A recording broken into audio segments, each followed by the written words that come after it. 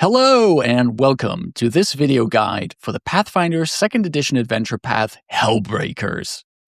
This video covers Chapter 4, 5, and 6, and is meant for GMs who want to run this AP, providing you with general advice to prep these chapters, followed by a recap of each chapter. For each chapter, I will also provide suggestions and tips.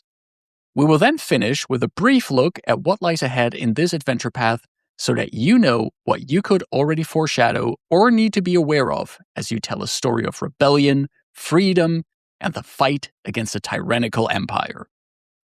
If you're looking for a more general overview of the entire AP instead of an in-depth guide per chapter, you can check out my other video. The link is in the description below. Needless to say, this video is filled to the brim with spoilers. If you are playing in a Hellbreakers campaign, or expect to play in one soon, stop this video right now. Without further ado, let's get into these 3 chapters of Hellbreakers. In the first 3 chapters of Hellbreakers, the PCs worked hard to support the League, going on several missions and finding more allies for the revolution in Isger. These first chapters had the heroes travel through the nation and establish their loyalty to the Hellbreakers League. The coming 3 chapters change the scope of the campaign. Instead of traveling around, the PCs will spend their time exclusively within the city of Ellidir. These chapters also highlight that the PCs are no longer inexperienced members of the Hellbreakers. They are called to Ellidir to help the leaders of the League and will interact with powerful individuals such as Stuart Hedvund and the Hell Knight Cato Volonix. Give players the chance to enjoy their status and take the time to bring the city of Ellidir to life. The chapter about the city at the back of the book will help you in doing so. It is important to illustrate that Ellidir is a city dealing with oppression.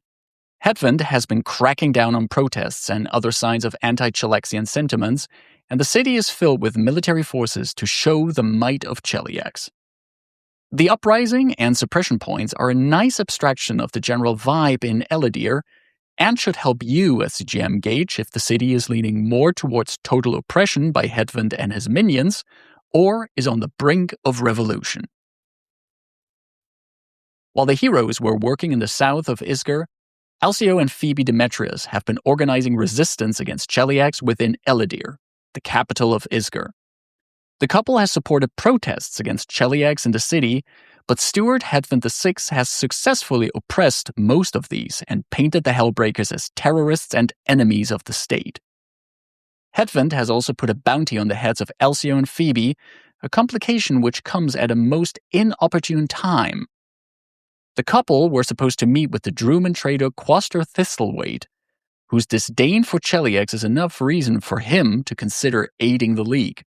However, with the increased heat against the Hellbreakers, Quaster wants to be convinced of their skills and subtlety. If representatives of the League can meet him at Stuart Hedvund's upcoming gala, he is willing to aid the Hellbreakers. This is where the heroes come in. After traveling to Ellidir and meeting with Alcio and Phoebe, the heroes need to acquire 3 things before the gala. First, they require an invitation which a clerk at the city tax office, frustrated by the Chelaxian high society, can provide. Next, the PCs do of course need proper attire for the gala. The dwarf tailor Rare Sumley Brightgate happily creates stunning outfits for the Hellbreakers, but also has to deal with a local noble who eventually demands the outfits created by Rare Sumley for himself. The final thing the heroes need is a so-called Lazy Bones pendant.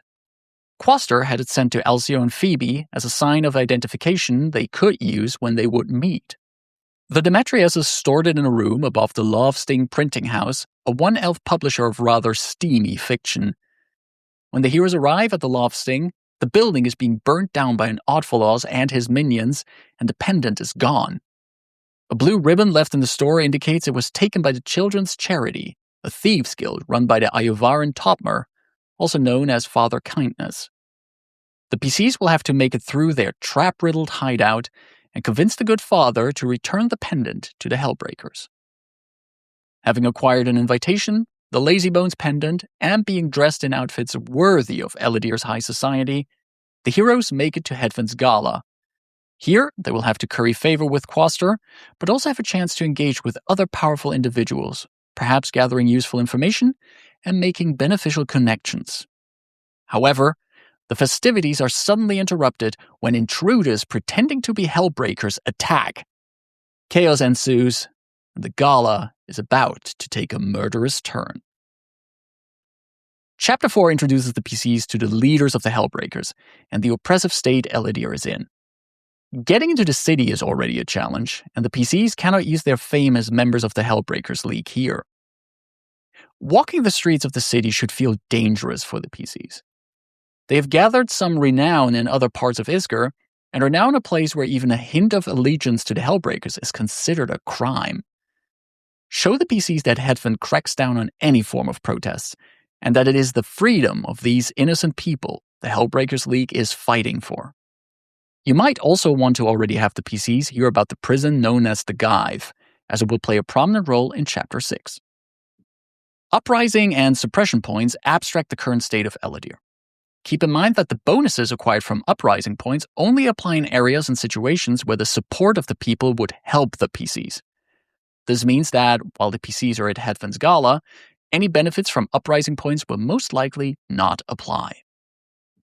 The preparation for the gala is a series of quests the PCs have to complete, all of them being rather straightforward. Operation Dress to Impress is really fun in my opinion, as it provides the players with a chance to come up with their own ideas for outfits for the gala. If you have a group of players who enjoy thinking about the amazing garments their PCs could wear to such a high society event, take your time with this section and allow your players to have fun with it. The gala itself uses the influence subsystem, which can be found on page 187 of the GM core. Over a total of 6 rounds, each round being an hour, the PCs have to primarily convince Quaster of making a deal with the Hellbreakers. However, the Halfling is not the only person of interest here. The gala sets up important NPCs for the next chapter. The PCs will work closely with the Hell Knight Cato Volonix to investigate the death of Hedvund, which reveals that Ezio Geta is an agent of Urgathoa and actually behind the false Hellbreakers and assassination of Hedvund. Fessi, a cleric of Abadar, can help the PCs heal from their wounds after dealing with the pretender Hellbreakers, and is part of an event during the investigation in Chapter 5. The Zinnia is one of Ezio's contingency plans, and he will try to frame her for the murder that is about to happen. While the PCs will probably spend a lot of time interacting with Quaster, give them chances to talk to these other guests at the party. In case the PCs have encountered any other NPCs that could show up at this gala, feel free to include them. For example, Sister Sylv could be at the gala to meet with Cato and discuss the struggles of the Isgiri people. Make sure to not treat the influence subsystem as just social combat. Each round covers about an hour of in-game time, so a lot can happen in between rolls. Give the players room and use the gala events starting on page 80 to break up the influence rounds. If for some reason it is revealed the PCs are actual Hellbreakers, you could have the fake Hellbreakers arrive early. Alternatively, a public accusation could be enough of a distraction for Ezio and his agents to make their move on Hedvund, still leading to the events of Chapter 5. With the steward dead, any investigations into who the PCs actually are could be halted by Cato, who first wants to find the murderer of Hedvund. There is one small event in this chapter that can do some amazing foreshadowing. The PCs encounter the servant Otto Nettlebrush at the gala, as he is busy cleaning a wall. He reveals that Ezio Geta took a bite from a caramelized garlic tart and then flung it furiously at the wall. This hints at Ezio's true vampiric nature. If you want to highlight how odd this is, you could describe how other guests find the tarts absolutely delicious and would never consider flinging such fine cuisine at the wall. The event Who's Laughing Now introduces us to Mokovich Asri, the son of Rensilos Asri, who the PCs also meet at the gala. The Asris are the primary arms supplier in Isger, and the current unrest means their business is booming. They are also horrible people. I encourage all GMs to portray them as absolute arrogant jerks, making it all the more delightful for the players to plot against them in Chapter 6. While panic erupts among the gala guests, the heroes fight off the fake Hellbreakers. After dealing with the provocateurs, the Hell Knight Cato orders all guests to remain within Reef's Rest Manor, for there is a murderer among them. Steward Hedvund has been found dead, and Cato recruits the PCs to help him find out who is behind the death of the politician. Each clue the heroes find leads them closer to an unsettling conclusion. Hedvund was not murdered, but turned into a vampire. It is revealed that a cult of Urgathoa was behind the fake Hellbreakers, using them as a distraction to kill and reanimate the steward as an undead creature of the night. Led by Ezio Geta, the cult seeks to use the unrest all over the nation to further their goals and turn Isger into a tribute to the Pallid Princess. For now, the heroes can at least stop Ezio and the vampiric Hedvund from escaping. They deal with the cultists and their undead allies and solve the case. Cato Volonix shows his gratitude for their help and promises to bring a brighter future to Isger. At least, what he considers a brighter future. Let me get something out of the way before I continue. I love Pathfinder a lot, but I don't think it is a great system to run a murder mystery in. There is no good mechanical support for it, and if your players have a hard time putting together the pieces, you have to carefully nudge them in the right direction or end up solving the mystery for them. That's not fun for anyone. Fortunately, we're doing this only for a single chapter, and the mystery here is presented pretty well. It's important for you as the GM to provide the players with all of the clues from the chapter's inquiry scenes and mix those scenes up with the various events presented in the book. The clues of this mystery make it pretty clear that Hedvund was killed and turned into a vampire, but who exactly turned him might not be immediately clear to the players. If you make sure Ezio keeps himself involved in the investigation, showing a lot of interest in the PC's progress, this will surely make him seem suspicious and trigger the players to further question him. As described in the adventure, if Ezio is convinced the PCs have evidence that he and the cult were involved in this, he will confront them and try to fight them. If you have a table of clever players who are very aware of vampiric tropes, the mystery in this chapter could be solved rather quickly. As long as the PCs also have gathered the necessary clues in character, I think it is fine to cut the investigation short and have the plot move forward once the players and the characters have it figured out, instead of drawing out the chapter just to cover every single scene of the inquiry. This chapter provides you with a lot of chances for the PCs to further get to know Cato. The Hell Knight must know what has happened to the Steward of Isger and is honestly impressed by the PCs if they show their competence during the investigation. When the PCs check in with him to share their progress, use those scenes for some roleplay that reveals things about Cato. His character profile on page 238 paints a complete picture of this man who was shaped by the Goblin Blood Wars and even being resurrected after the Glorious Reclamation. He wants to bring order to his home country of Isger and might even admit that the steward's untimely death provides him with a chance at just that. Cato is a man of conviction, but his wish to help the nation is sincere and common ground he shares with the PCs. They might end up respecting the Hell Knight after this chapter if you portray him as a man who in the end cares more about the people than the current rulers ever did. However, in the next chapter, the PCs will see that Cato executes his vision in a very different way than the Hellbreakers. He declares martial law and focuses his efforts on subduing any form of resistance and rebellion with an ironclad fist. If you want this to not feel like a sudden reversal, present Cato in this chapter as a man who is at the end of the day still a Hell Knight, and as such, believes in peace through absolute law and order. From his perspective, this is the best way to help the Isgeri, and he will allow none to plunge the nation into further chaos. Since this chapter introduces the cult of Urgathoa, a threat the party will deal with in Chapter 7, you might want to learn more about the Pallid Princess and her followers. You can check out the video I made about her, which should help you present her followers in the best and scariest way possible. The link to the video should appear on screen now and is also in the video description. The day after the gala, Cato Volonyx reveals what his first step to a better Isger is, declaring martial law and locking down all of Elidir to hunt down the Hellbreakers and other rebels in the city. The heroes will have to work together with the merchant Quasar and other allies to slowly work on a plan to flee from Elidir while making sure the Chelaxian military does not find them. After saving Quasar's paramour from the prison known as the Gyve, the party spent several weeks working a variety of jobs to draw attention away from them and give their halfling ally time to work out a plan to leave the city. Together with the enthusiastic Nephilim halfling Genveric, the heroes loot Reefsrest Manor to fund Hellbreaker operations, disrupt army communication, and frame the despicable Asri family as Hellbreakers to have them arrested by Cato. When it seems like the heroes are close to escaping Elidir aboard Quasar's ship, the tables turn. The Hell Knights found the hideout of the Hellbreakers, and many of the heroes' allies have been taken to the Gyve, a prison in which horrid conditions rule, and the cruel warden is king. There is no way the heroes will leave their friends in such a place, and so the plan changes.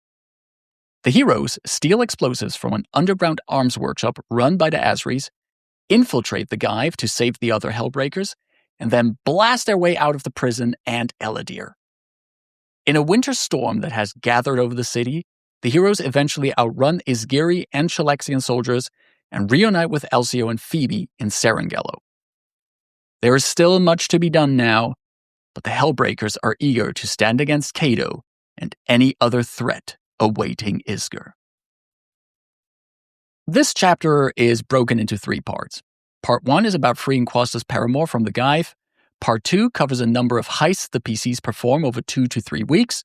And Part 3 is all about freeing the other Hellbreakers from the Gyve. Part 2 covers quite some time, which cannot be filled by just doing the heists the book describes. Make sure to communicate to your players that they have enough time in between jobs to rest, craft, and even do some shopping in the city of Elidir. When the PCs are traveling through town, describe how the streets are now filled with armed guards, how it has become a common sight to see people dragged out of their homes, and how town criers loudly share ever more strict decrees made by Cato Volonyx. If the players thought Elidir was an oppressive place to be when they arrived, show them that it has gotten a lot worse. Use the uprising and suppression points as indicators for the exact mood within the city. The manor job in which the PCs loot the manor from Chapter 5 is mechanically a bit boring. The heist is represented through victory points, which simplifies and streamlines the scene nicely. However, the adventure describes that even if they fail the heist, they can try again the next day.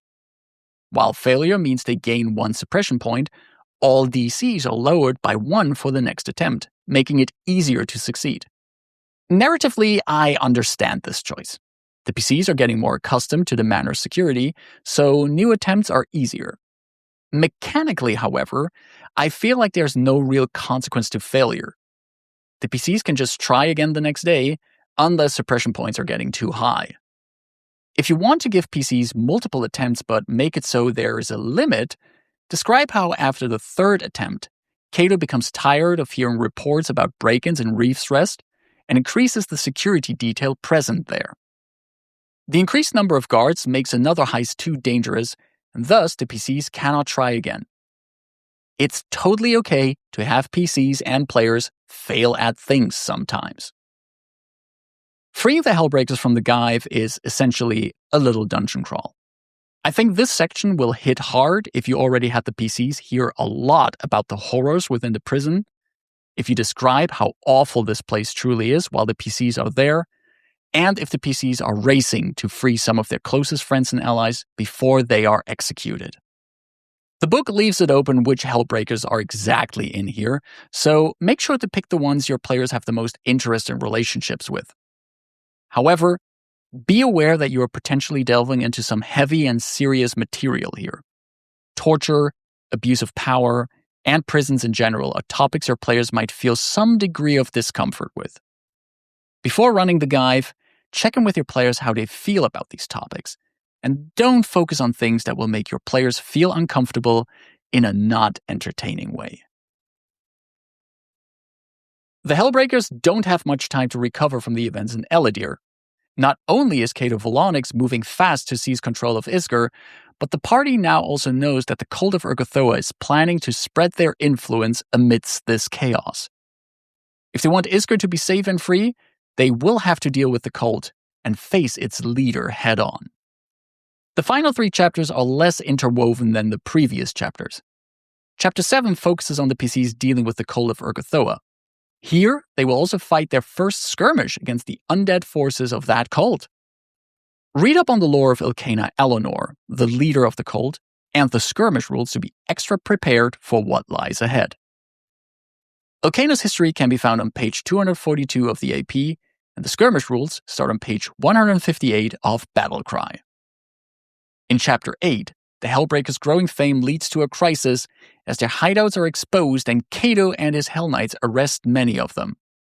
The PCs are put into a position where they have to assemble what is left of the Hellbreakers, establish a new base, and get ready for the final battle for Serengelo in Chapter 9. And that's it for the middle 3 chapters of Hellbreakers. I would love to hear about your table's experience and how you and your players continue this tale of freedom and revolution. Sound off in the comments below. If you enjoyed this video, don't forget to like, share, and subscribe to the channel. Thank you for watching, stay safe, take care, and bye-bye!